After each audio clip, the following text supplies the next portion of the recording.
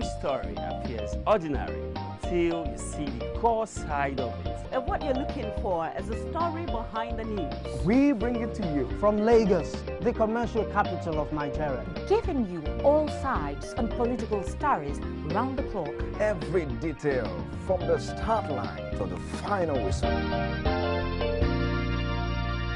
CoreTv News, expanding your view.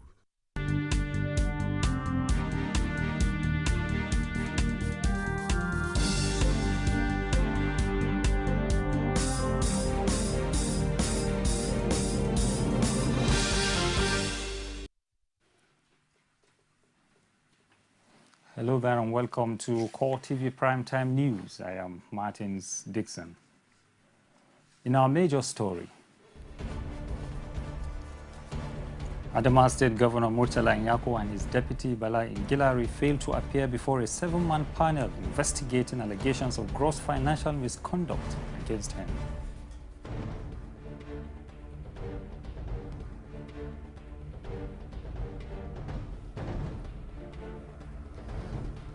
Also in this program, INEC revises regulations governing political advertisements and campaigns ahead 2015 elections.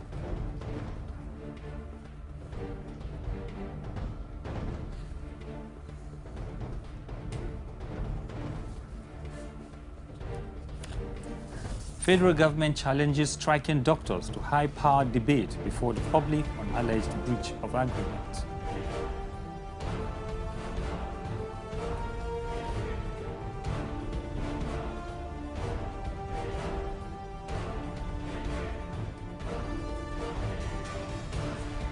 And outside Nigeria, United Nations warns against civilian casualties as Israeli-Palestinian conflict in Gaza escalates. Business news tonight. Investors make move for government bonds as assets get riskier. Sports news tonight. Luis Shaw is finally complete. Move to Barcelona from English Premiership side Liverpool.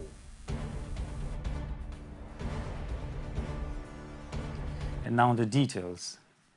Governor Murtala Nyako and his deputy Bala Ingilari both failed to appear before the 7-man panel investigating allegations of gross financial misconduct served by the Adamawa State House of Assembly. Here is a report of the proceedings from the Federal Secretariat building in Yola, the state capital. This is the first sitting of the panel since its formation on the 4th of July. The Adamawa State House of Assembly is complaining and the governor and his deputy responded in the case of financial misconduct. Without giving reasons, the embattled governor and his deputy failed to appear before the panel. Buba Kaigama-led panel, however, received and admitted evidence submitted by the legislature. Duru Adeyele and Leonard Inzandon are leading prosecutors of the House who hope to win the case on behalf of the House. In 5 volumes, I've given the excerpts already, the extracts to the panel. The extracts came from here, so that the panel can have before it. Application granted. Most of us, they're in 5 volumes.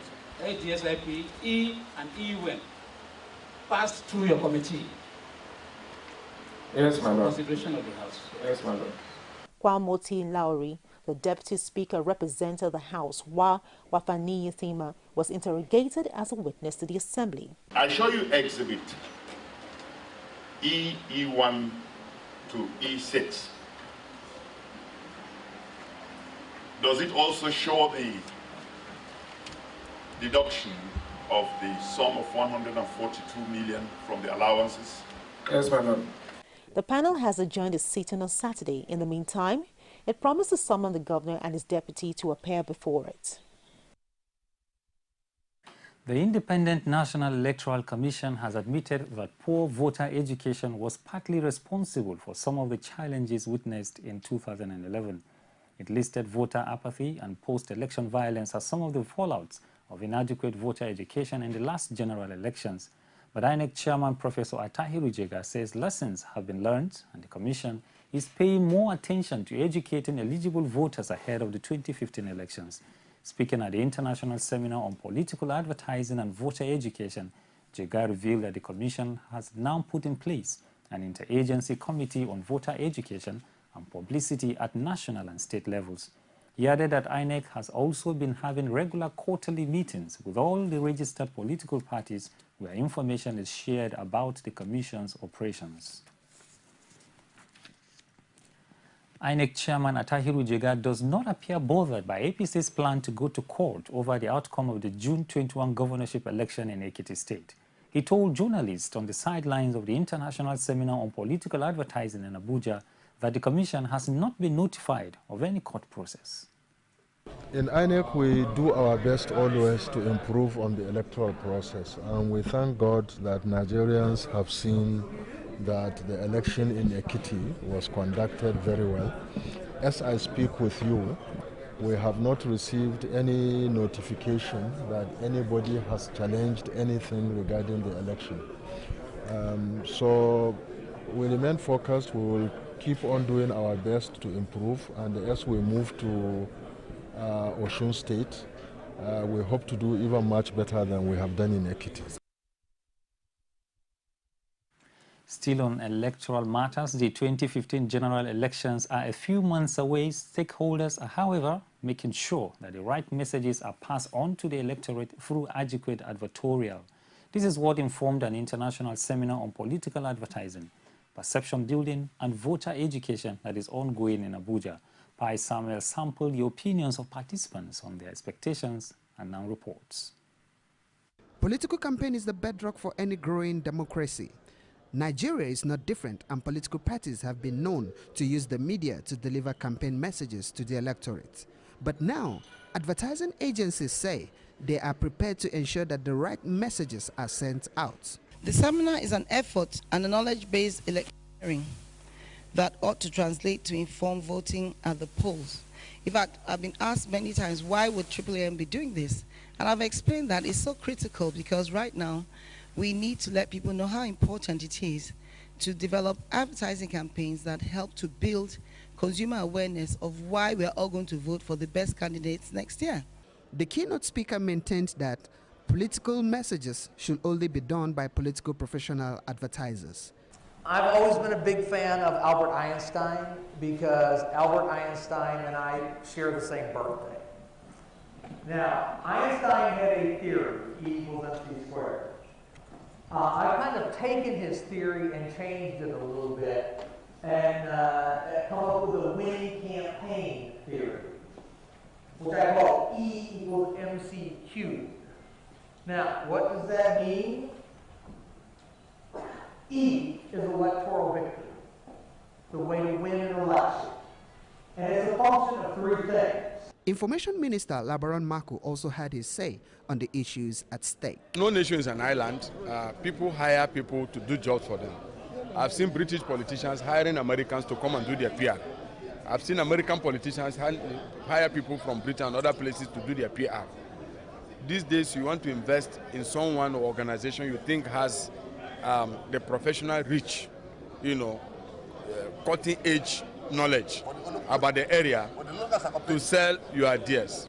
On voter education, INEC admitted it didn't do well in 2011, but is convinced it will perform better next year. As we approach the general elections in February 2015, no effort is spared by stakeholders in promoting civic enlightenment among the electorate and the global best practices amongst. For us, the Independent National Electoral Commission, INEC, we have always said that even though the 2011 general elections were widely acclaimed as a major improvement in the past elections in this country, we are determined to raise the bar much higher. Participants agree that non-divisive political messages and adequate voter education will ensure that Nigeria's election management body fare better in 2015 than previous elections. Pius Samuel, CoreTv News, Abuja. Lagos State Governor Babatunde Fashola says his administration will continue to do the good work till the end of his tenure. Oluwaseyi Adegoke has details of the governor's stewardship in office. It is the custom of Governor Babatunde Fashola to give account of his achievements every 100 days since he assumed office. On this occasion, Fashola says his administration valued the people of Lagos State. It is the 26th consecutive time that we have reported to Lagosians. We do so because we do not take your mandate for granted. We do so because we are accountable and we value the feedback that we get from you. 100 days may look like a long time, but I can tell you that in government, it is not long. This is because we have to come here every 100 days to report progress, not stagnation. The governor underscored his achievements in housing and healthcare delivery, saying it is an area residents will benefit a lot. There is no local government in Lagos where our government is not providing one service or the other.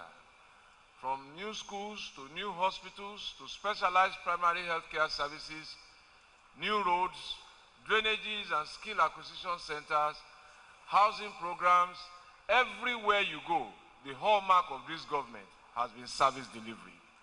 Fashola seized the moment to observe a 1-minute silence in honor of some notable people in Lagos who lost their lives recently. Regrettably, during the last 100 days, we lost some of our prominent citizens and residents.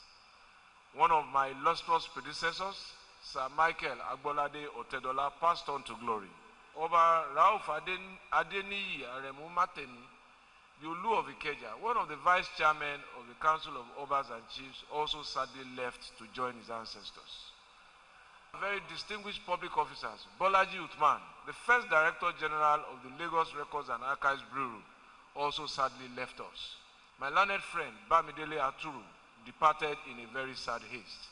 A member of the Senate, Oluremi Tinubu, took time to assess Governor Fashola's administration. It's really done very well. You can see the more you give account, the more, lesser time it takes to do that. Also at the occasion is the first governor of Lagos State, Mobolaji Johnson, and the monarch, Owolabi Adeyemi. They described Governor Fashola as their pride and the best thing that has happened to Lagos lately. Impressive. And he delivers his address very well. I'm very proud of him. For the administration, if I should grade him, I will give him 100 plus. Every 100 days, Governor Babatunde Fashola gives account of his stewardship to the people of Lagos State. And as his term is coming to an end, the governor promised that the good work continues. Oluwaseyi Adegoke, CoreTv News, Lagos. Ekiti State Governor-elect Ayodele Fayose says the People's Democratic Party will continue its winning spree in southwest Nigeria. He also assured party supporters that the PDP will win the August 9 governorship election in Osun State. Fayose was speaking at the PDP mega rally held in Lagos. Olajumoke Olatunji was there and brought back this report. In what looks like a celebration of the party's victory in the last governorship election in Ekiti State, the Lagos State chapter of the People's Democratic Party hosted the governor-elect of Ekiti State, Ayodele Fayose, in a mega rally in Lagos. Fayose used the medium to appreciate party supporters. He advised them to shun the APC, which is known for godfatherism. He assured the guardian of victory in the Osun governorship election and the general elections in 2015. The era of imposition, either by the APC or any political party or the PDP, is gone. If you want to continue in politics, godfatherism will take you elsewhere and not the government house. I was amazed, I was surprised when people who are picked to be governor will be insulting a grassroots authority like me, a grassroots institution like me, the only Nigerian in and out of politics that has defeated two incumbents at two different times. Fayose has won election. They challenged me in 2 or 3, I defeated them. I was the governor that defeated Governor Adebayo. I defeated the Fayemi said Adebayo is my godfather. I told Fayemi I said, if God gave me the capacity to defeat your godfather, how much more a godson? It is a way of life that God has given me to defeat incumbents. I have patience for defeating incumbents. I have patience for defeating incumbents. God has given me that power, and God has exhibited it by defeating both Godfather and Godson.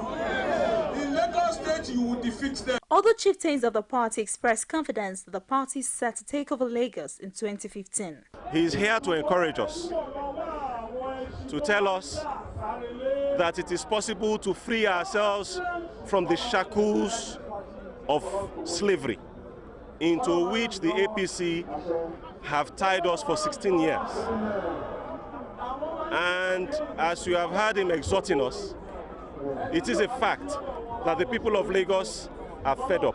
Speeches in the rally were full of hope and the rekindling of confidence towards winning the forthcoming elections. Olajumoke Olatunji, CoreTv News, Lagos. The federal government has challenged striking doctors under the aegis of Nigeria Medical Association to a high-powered debate before the public on the contentious issues concerning the alleged breach of agreement which led to the ongoing nationwide strike.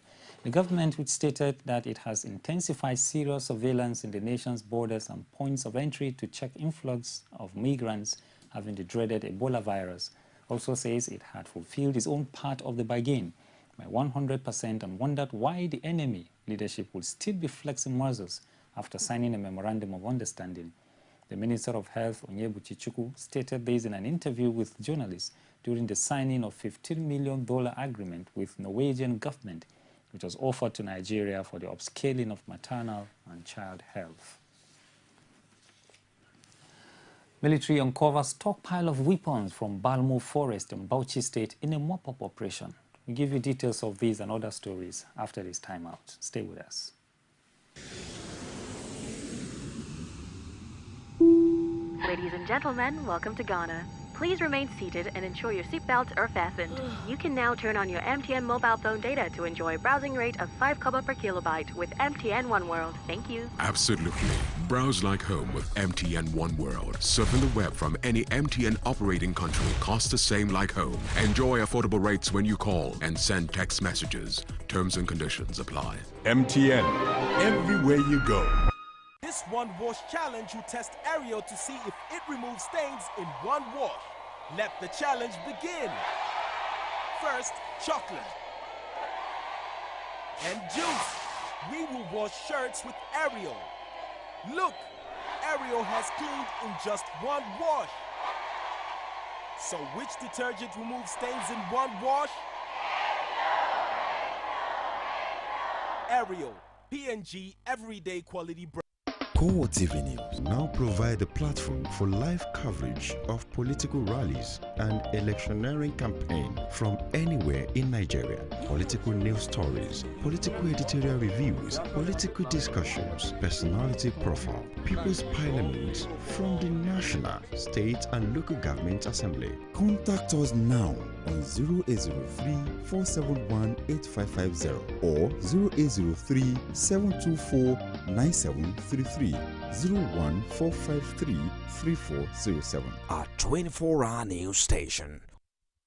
You can now watch CoreTv News live from anywhere in the world on our website www.coretvnews.com. Click on Live TV on our website and watch us live. And welcome to CoreTv Primetime News. To follow us on Twitter, click on Twitter icon on our website.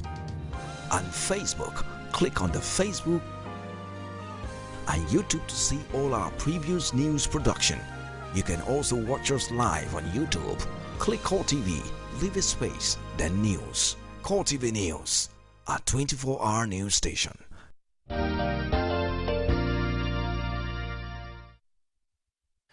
Welcome back. You're watching CoreTv Primetime News.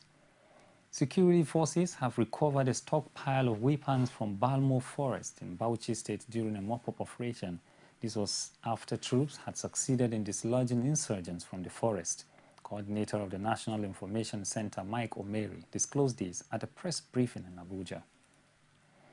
So far, 10 rifles, 80 general-purpose machine guns have been excavated in different parts of the forest. The men and women apprehended in the forest have continued to give useful information and the link between the activities in the forest and other terrorist activities in different parts of the Federation. The mopping up operation continues. We'll give you update as they come in. The State Security Service is sticking with its position that the Bring Back Our Girls movement is a franchise. Spokesperson Marilyn Oga says the agency is not prepared to exchange words with the group. She was reacting to the group's claims that security forces have launched a smear campaign against its members. Security forces have been paid, to provide security for every Nigerian. And so we are not going to join forces with any group. There are issues that have been raised. If those issues are false, then we should be told. For now, we are not joining issues with any group whatsoever. The Nigerian authorities are concerned with the ownership interference in news reportage in the country. Information Minister Labaran Maku told journalists in Abuja that professionals should be allowed to do their work. He also demands more fairness from the media. The only thing we complain about is let the media be free. Don't invest in the media and subordinate it to a particular political party or interest or individual. Having invested in the media, let them operate professionally so that the professionals that are working in the media, whether it's a television, whether they are television stations or radio or newspapers or magazines, let the professionals there determine what is news. Let them determine what is truth. Let it not be dictated by the owner. The owner should behave the same way like those who have invested in hospitals. They don't go to the hospital to say if somebody has malaria because it belongs to another party, you say no, this one is yellow fever. If the doctors do that in any hospital, people will run away. You go into a newsroom, you have a good story which you have gone, you have verified, but when you look at the person behind the newspaper, you know that this story will not go. Or if the story goes, there may be a huge consequence. So that's the kind of thing I believe we should avoid. So I'm happy with all those who own papers, who own media houses. I'm pleading with them. Let them please allow the professionals in those papers to do their job according to their conscience. But please, let the professionals take their place and run those papers in conformity with the basic, truths and principles of journalism.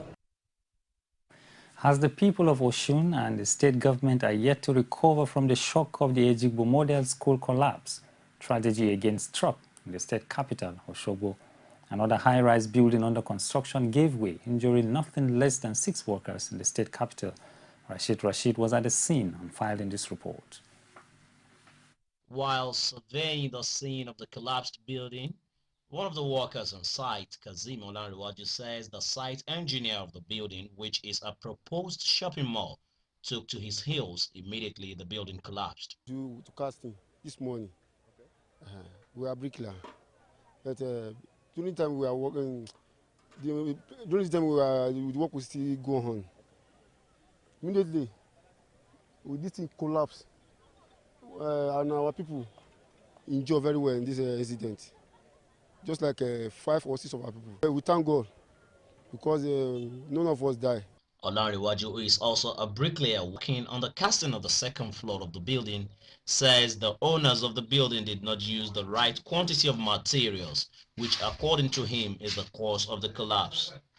The instrument they use for this thing is not solid. It's not good at all. The sand is too much than the cement. This, however, differs from the opinion of Johnson Oyedokun, an electrical engineer who says regulatory agencies have failed to uphold standards in building construction. I was here on the top of the decking on Friday with one of the electrical engineers who is working here. I see the condition of this building. I see that the structure is not okay. It cannot carry this pillar. See what happened now. How many souls will have lost their life this morning? Nigerians building engineers are not qualified enough. You know, when we are complaining in Nigeria that we are losing soul every day and night.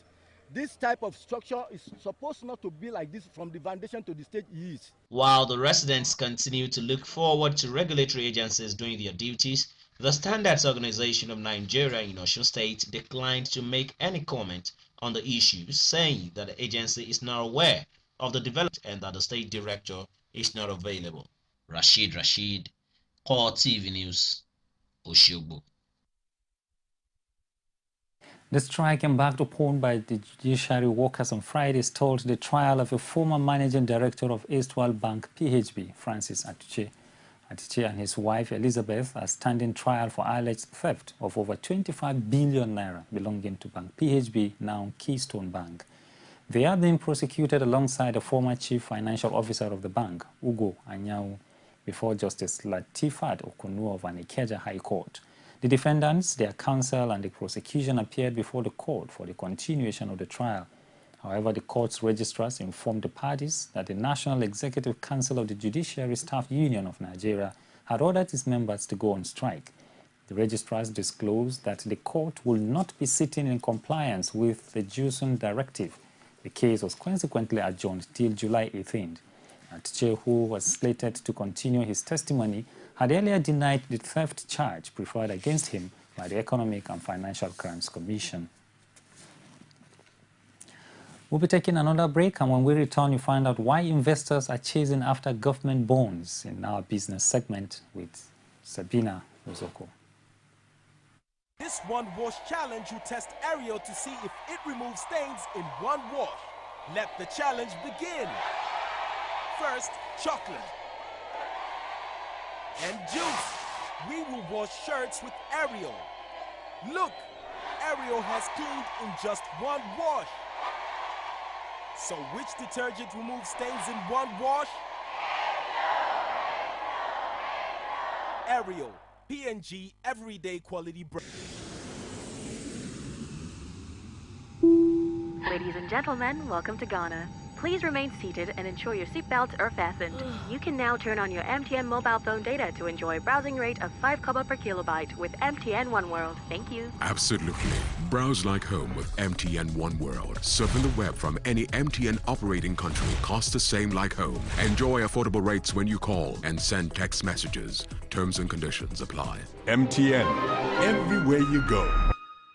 CoreTv News now provide a platform for live coverage of political rallies and electioneering campaign from anywhere in Nigeria. Political news stories, political editorial reviews, political discussions, personality profile, People's Parliament from the National, State and Local Government Assembly. Contact us now on 0803-471-8550 or 0803-724-9733. 01453-3407. Our 24-hour news station.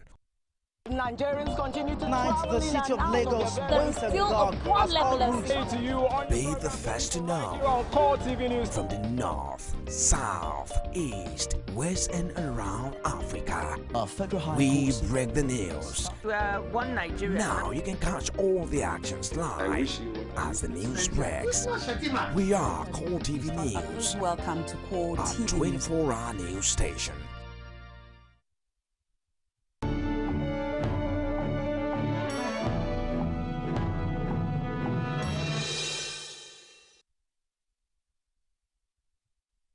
Hello there, you're welcome to the world of business with me, Sabina Izuku. Funds managers in Nigeria have been moving cash into government bonds this year and selling risky assets, dampening a stock market rally as uncertainty over forthcoming election and growing security risk hit demands for equities. Nigeria's main stock index returned 44% in dollar terms in 2013. Thanks to a stable Naira currency, making it one of the best performing African equity markets. The gains boosted its allure as an investment destination, attracting foreign investors and pension funds. Nigerian stock index has struggled to rise much above a 43,000 points resistant level. It's up 4% this year, lifted largely after index compiler MSCI reweighted Nigeria, making it the second biggest in its frontier index after Kuwait. Nigeria has taken advantage of the liquidity in debt market to raise 4.37 trillion naira in treasury bills in the first quarter as yield-hungry investors sought to lock in rates. The market capitalization of the listed equity in the Nigerian Stock Exchange rose by 1.582 trillion naira in the second quarter of 2014, raising losses made in the first quarter. The market capitalization, which stood at 12.44 trillion naira on March 31st, climbed on 14.02 trillion naira at the end of the second quarter on the 30th of June 2014. Developments such as the quantitative easing tapering by the United States and the suspension of Lamido Sanusi as the Central Bank of Nigerian governor had rocked the equities, resulting in a 5.9% loss in value in the first quarter. However, the Nigerian Stock Exchange All Shares Index, which measures the general performance of the major stock quoted on the exchange, also had a positive second quarter, advancing by 3,734.47 basis points to close at 42,482.48 basis points at the end of the quarter, up from 38,748.01 basis points, at which it stood at the end of the first 3 months of the year. The Director General of Securities and Exchange Commission, Haruna Ote, stated at the Capital Market Committee quarterly meeting in Lagos that the major stakeholders are satisfied with the performance of the market in the second quarter. Nigeria's actual gross domestic product growth rate for 2013 has been revised down to 5.49% from 7.41%, previously estimated during a rebasing exercise as confirmed by the National Bureau of Statistics, NBS. The office also says the gross domestic product growth for 2012 had been revised down to 4.21% from a previous estimate of 6.5%. Nigeria overtook South Africa as Africa's largest economy in April after a rebasing calculation almost doubled its gross domestic product to more than $500 billion. The Organization of Petroleum Exporting Countries, OPEC, has cut its forecast of demand for crude oil from the 12-member oil cartel next year by 300,000 barrels per day, against the backdrop of surging supply from the non-OPEC producers, particularly the United States. The United States overtook Saudi Arabia and Russia to become the world's biggest producer of oil as extractions of energy from shale rock strengthens. Efforts towards lifting the almost 40-year-old ban on crude oil exports in the United States gaining tractions, Nigeria and other oil-exporting West African countries stand to lose a share of the global crude oil export markets in the United States crude exports common line. OPEC says it expecting demand for crude produced by its members to fall to 29.4 million barrels per day in 2015, down from 29.7 million barrels estimated for this year. Production for Nigeria last month was 1.911 million barrels per day from 1.868 million barrels per day in May. World oil demand in 2015 is forecast to grow by 1.2 million barrels per day to average 92.3 million barrels per day, higher than the growth of 1.1 million barrels per day estimated for 2014. The Nigerian Communication Commission, NCC, has formally unveiled the telecommunications sector corporate governance code specifically targeted at protecting the over $25 billion investment recorded in the industry. Speaking at the unveiling ceremony in Lagos, the Executive Vice Chairman, NCC Eugene Jua, says the code became necessary to reposition the sector to enable it to contribute even more of the country's gross domestic product. The telecommunication, known as the star performer in Nigeria's rebased gross domestic product, figures contributes 8.68% to the Nigerian economy, equivalent to 6.97 trillion naira, out of a total rebased gross domestic product estimate of 80.22 trillion naira. This compares with 364.4 billion naira in the 2012 non-rebased GDP time series. Jua says corporate governance principles of accountability, responsibility, transparency, integrity, and ethical conduct, independence, and among others, are important for more types of companies operating in the telecoms industry, whether public or private, large or small. The NCC boss noted the telecommunications sector is of strategic and high-impact significance to the economy at a macro level and has considerable reach at the micro level. And the stock report, equity transaction on the Nigerian Stock Exchange ended on a bearish note. The Nigerian Stock Exchange All Shares Index depreciated by 171.56 points to close lower at 42,832.82 basis points. Also, market capitalization, which opened at 14.200 trillion naira, dropped to close lower at 14.143 trillion naira. In all, a total of 328 million shares, valued at 3.86 billion naira, were exchanged in 5,222 deals. Report shows that 40 Oil PLC topped the gainers chart, followed by Guinness PLC, Mobil PLC, Ashaka Cement PLC, and Wapco PLC. On the other hand, Dangote Cement PLC led the losers chart, followed by Nestle PLC, GlaxoSmithKline PLC, UACN PLC, and Carverton.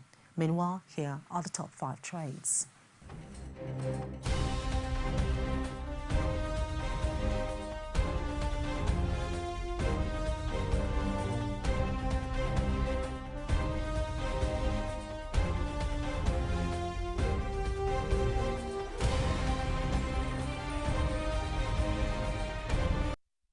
And that's it on business news. Coming up next, the sport news with Tolu Ojomi. Stay with us.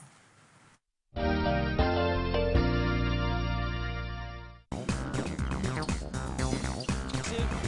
style, and that's what he delivered. Usain Bolt storming through. He takes Puyol with a flying lead.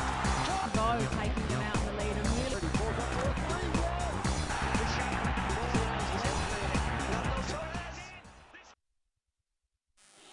And now sports news. I'm Tolu Ojeomi. FIFA Vice President Jim Boy says players who dive should be sent off rather than shown the yellow card.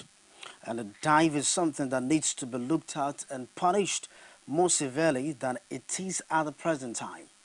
However, the Northern Irishman says he would not back the use of video technology to prove a player had dived. It is worthy of note that Netherlands forward Arjen Robben apologized for diving during his side's 2-1 win over Mexico at the World Cup. And something on Suarez. Liverpool have agreed to sell striker Luis Suarez to Barcelona for a fee thought to be about £75 million. The 27-year-old Uruguayan, who is serving a 4-month ban for biting Italy's Giorgio Chiellini during the World Cup, was signed a 5-year deal. Suarez, who scored 31 league goals last season, will travel to the Spanish club next week for a medical. Suarez, last season's Premier League top scorer and winner of the PFA and Football Writers Player of the Year awards, signed for Liverpool from Ajax in 2011 for £22.7 million and had 4 years left on his contract. Over now to Argentina. The Argentina Football Association have been fined almost 250,000 euros for failing to bring players to 4 separate press conferences. All teams competing at the World Cup are required to have at least one member of the playing staff join their coach for the events. However, pre-match press conferences for Argentina's matches against Nigeria, Switzerland, Belgium, and the Netherlands were all attended only by coach Alejandro Sabella. According to FIFA, the objective of the said regulations is to allow media that ultimately fans to have an opportunity to follow a team's preparations while also allowing each team to have the best possible environment for those preparations. And that's all on the ever-exciting world of sports tonight. I'm Tolu Ojeomi. Thanks for watching. Over now to Martins Dixon for the rest of the news. Every day, every hour, and every minute, news break in Nigeria. Things happen so fast, it's most times difficult to track and comprehend them. But that's what we do right here on Digi360. 2015, would you want to come back again? It's like asking Jesus Christ if he knew he was going to die, will you want to come back as the savior of the world again? We do not just help you track the stories, we break them down, explore all the angles, analyze the issues so that you can fully comprehend the stories and use them to make the right decisions.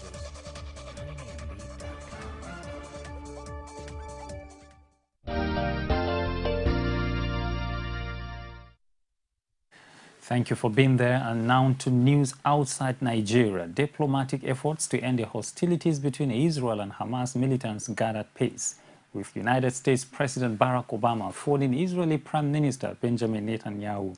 And Netanyahu remained resolute, saying he would not end his campaign until he achieved his goal of stopping the Hamas fire. After weeks of rising rocket fire on the south, Israel appeared bent on dealing a fatal blow on Hamas, with Netanyahu saying talk of a ceasefire is not on the agenda. The United Nations Human Rights Office gave warnings over the number of civilian casualties from strikes on homes. We urge all sides to steadfastly respect their obligations under international human rights law and international humanitarian law to protect civilians.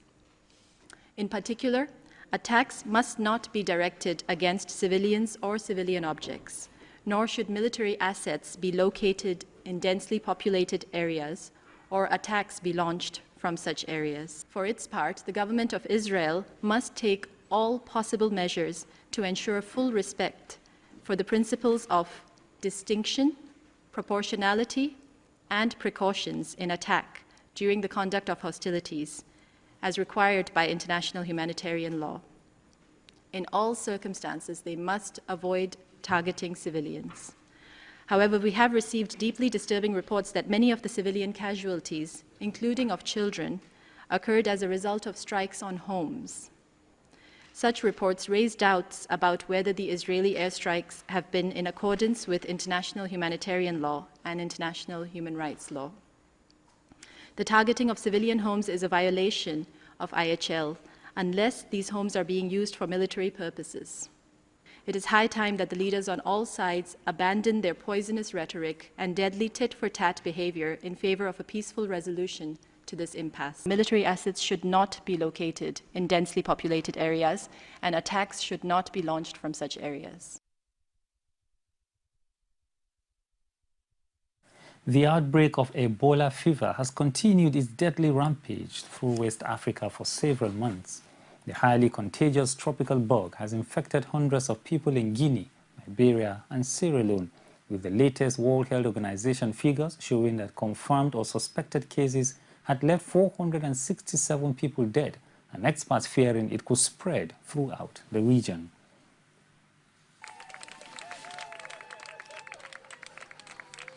Normally in Ebola, we try to be a step before the Ebola is coming to the villages, but we are completely too late. Last week we came to a village where we had around 40 patients from one village. It's unbelievable. I never have seen it before. We need more experts to come. We need epidemiologists. We need medical staff. The time is going, and every time you have more people contaminated, and then one people can contaminate many. Then you could have a really increase in the numbers.